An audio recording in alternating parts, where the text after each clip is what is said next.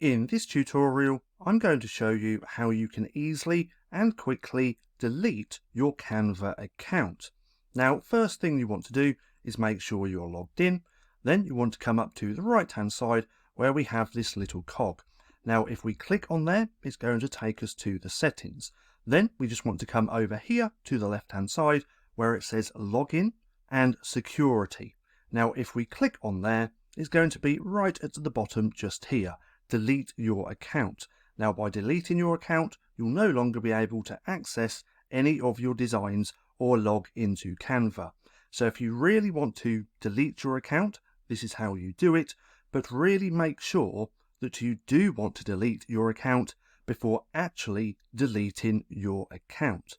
But nonetheless, that's how simple and easy it is to delete your Canva account. Now, if you found this video helpful at all, then please consider giving me a like, as it does really help out the channel. And if you're not too sure what to watch next, then click right here and watch this playlist.